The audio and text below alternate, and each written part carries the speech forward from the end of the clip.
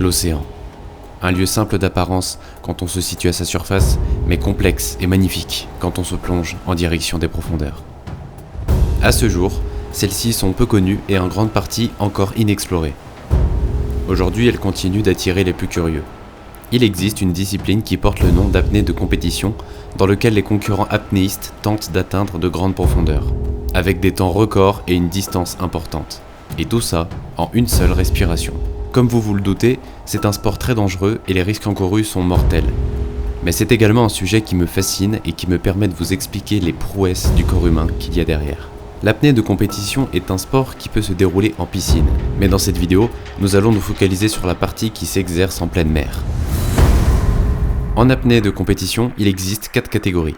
La première, c'est l'apnée en poids constant.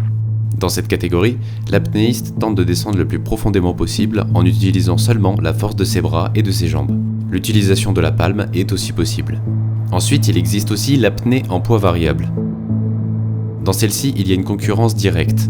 L'apnéiste doit atteindre un point plus profond que son adversaire. Il est aidé d'un lest qui va gérer pour descendre et remonter à la surface. Le poids du lestage est proportionnel au niveau du pratiquant, mais ne doit pas dépasser les 30 kg. La remontée, elle, peut se faire manuellement à l'aide du filin. C'est le câble qui est juste là. En troisième catégorie, nous avons l'apnée en immersion. Dans cette troisième catégorie, cette fois-ci, il n'y a pas de lest ni d'adversaire. L'apnéiste est seul et tente d'atteindre la distance la plus profonde à l'aide d'un câble et uniquement à la force de ses bras pour la descente comme pour la remontée.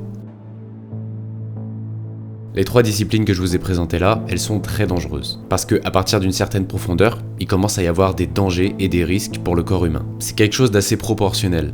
Plus le plongeur descend dans les fonds marins, et plus les risques et les dangers augmentent. L'apnée est un sport qui ne rigole pas, parce que la pire chose qui puisse arriver va du problème grave à la mort. Là-dessus, je vais tout vous expliquer et on va en parler juste après. Mais j'en ai parlé d'une 4e.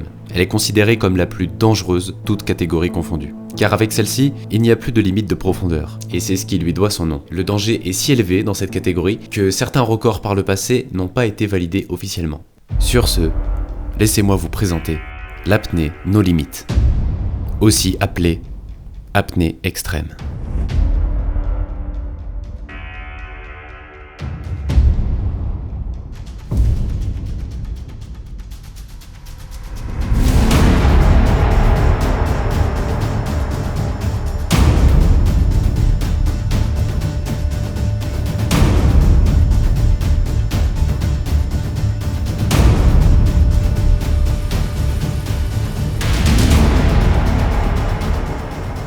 Dans cette catégorie, le plongeur apnéiste est lourdement lesté pour sa descente.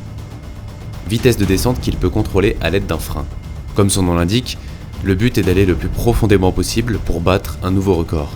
Afin de gagner les profondeurs, l'apnéiste utilise un appareil lesté appelé gueuse. Elle pèse entre 15 et 30 kg, se fixe sur un câble et se déplace verticalement.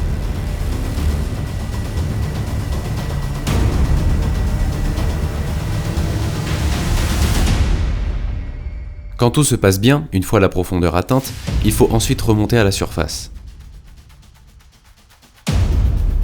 Il est alors assisté d'un ballon qu'il va devoir remplir d'air afin d'accélérer et de faciliter sa remontée.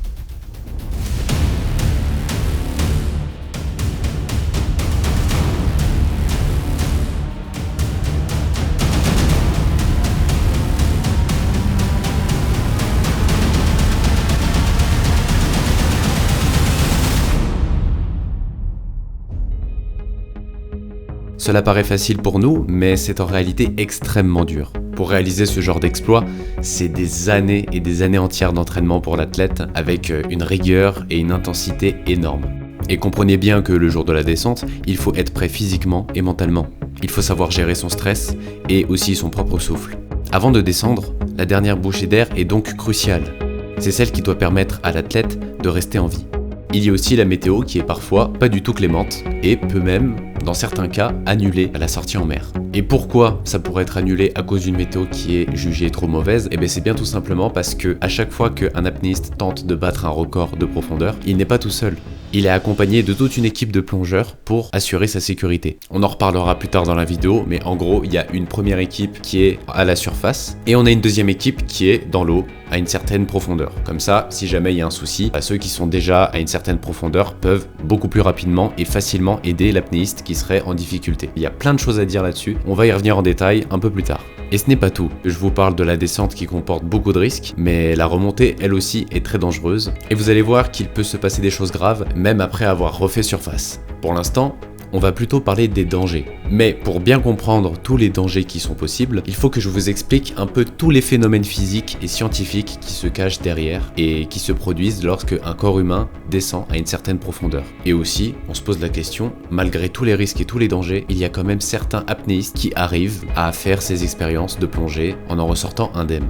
Bienvenue dans la partie explication. On va y aller petit à petit. Première chose, il faut savoir que le corps humain est adapté à l'environnement terrestre. Et pour ceux qui ne s'intéressent pas trop à la physique ou qui n'ont pas trop de connaissances, il faut savoir que notre atmosphère vaut une certaine pression. La pression de l'atmosphère se mesure en bars et celle de l'atmosphère terrestre vaut 0,8 bars, que l'on peut arrondir à un seul bar. Donc 1 bar approximativement, c'est la pression que tous les êtres vivants qui sont sur la Terre subissent au quotidien. Mais à vrai dire, on ne subit pas notre pression parce qu'on est habitué à cet environnement-là. Et quand il s'agit d'eau et de pression, c'est pas le même monde.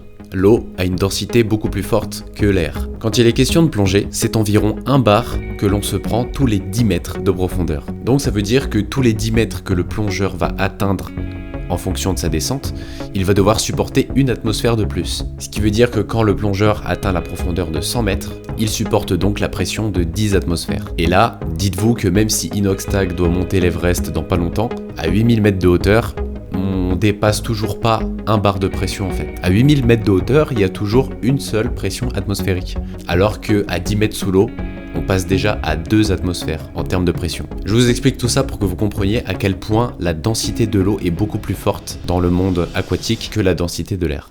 Et sous l'eau, c'est ce changement de pression qui peut être néfaste pour l'apnéiste qui le subit. Maintenant, il est temps de vous expliquer un phénomène physique. Il existe une loi physique qui porte le nom de Boyle, la loi de Boyle. Cette loi nous dit que lorsque la pression augmente, les gaz perdent de leur volume. Ils se compressent. Et c'est exactement ce que subit les poumons d'un plongeur quand il descend dans les profondeurs. Donc notre apnéiste fait son inspiration à la surface, il descend sous l'eau et au fur et à mesure que la pression va augmenter, les poumons de notre apnéiste vont commencer à se comprimer ainsi que tout l'air qu'ils contiennent.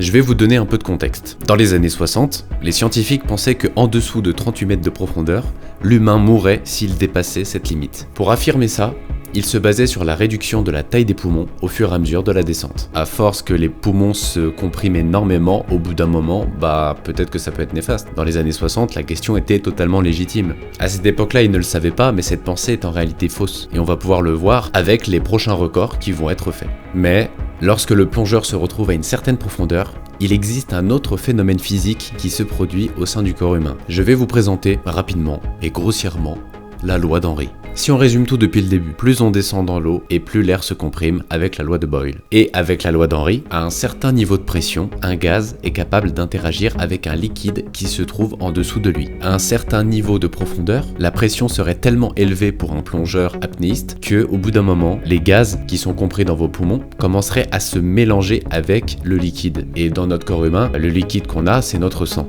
Et ça, c'est très dangereux. Qu'est-ce qui se passe quand beaucoup d'oxygène de tes poumons se retrouve dans ton sang? C'est un peu comme si t'étais shooté à la drogue, tu te retrouves à avoir des hallucinations. Ça peut arriver à n'importe quelle profondeur en fait, tout dépend des plongeurs. T'as des plongeurs qui vont commencer à avoir des hallucinations à partir de 10 mètres de profondeur, et t'en auras d'autres, ce sera à 50 mètres, voire même 100 mètres. Et t'en as aussi qui auront pas d'hallucinations. C'est qu'à ce moment-là, on peut parler d'ivresse des profondeurs. Et donc, l'oxygène dans votre sang augmente pendant la plongée, et ce qui peut avoir pour effet de rendre le plongeur beaucoup plus distrait. Il se déconcentre plus facilement, et quand t'es à 100 mètres de profondeur, les risques à ce moment-là pour notre plongeur, c'est qu'il peut se mettre à perdre ses repères. Un plongeur qui se retrouve à avoir des hallucinations trop fortes pourrait même en arriver au point d'oublier qu'il est sous l'eau. Et ton cerveau, quand il oublie qu'il est sous l'eau, il fait quoi? Il a le réflexe de « Ouais, vous l'avez ».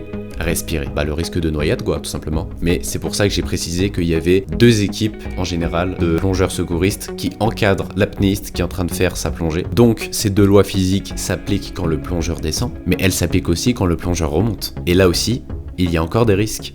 Donc, en apnée no limit, il n'y a pas de palier de décompression parce que le plongeur fait qu'une seule respiration à la surface. Mais le fait qu'il n'y ait pas de palier de décompression en no limit ne veut pas dire qu'il y a zéro risque et zéro danger. Il est temps de vous expliquer ce qui se passe à l'effet inverse quand le plongeur doit remonter à la surface. En commençant la remontée, la pression qui était jusque-là très forte se met d'un seul coup à diminuer. Les gaz comprimés qui ont interagi avec votre sang se mettent donc à se dilater à nouveau. La descente et la remontée prend en général entre 3 et 4 minutes. Et ce détail a son importance. Parce que du coup, ça veut dire que en 3 et 4 minutes, on a une pression qui varie énormément. Et quand une certaine quantité d'air qui se retrouve dans votre sang se dilate à nouveau, il y a un risque d'hémorragie, de blessure interne due à cette quantité d'air qui se déplace soudainement. En fait, il y a un autre danger qui se cache derrière cette dilatation des gaz quand le plongeur commence à faire sa remontée. Quand les gaz vont se dilater pour revenir dans vos poumons, il va y avoir un effet d'aspiration. Et cet air qui se dilate a pour effet d'absorber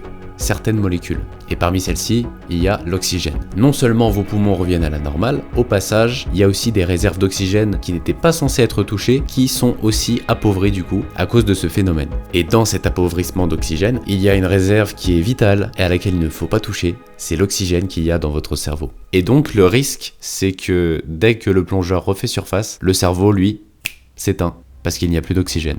C'est la syncope. Le plongeur peut aussi manquer d'oxygène et donc du coup là, le cerveau n'étant plus alimenté en oxygène, eh ben blackout total, évanouissement, perte de connaissance.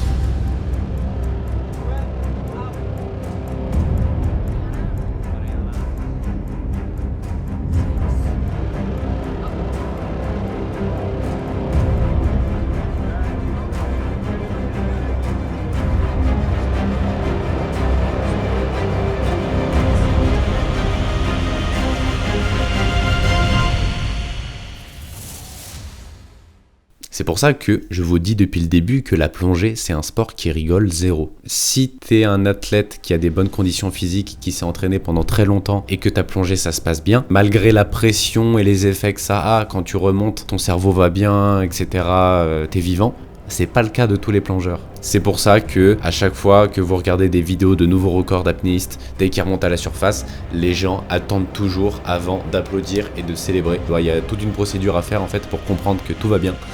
Et à ce moment-là, le record peut être officialisé.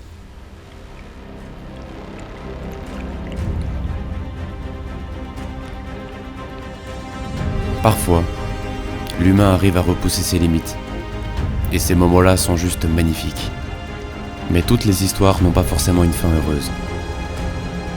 Il y a encore plein de belles choses à raconter. Et il y a malheureusement des drames et des événements tragiques qui ont bouleversé à jamais le monde de l'apnée.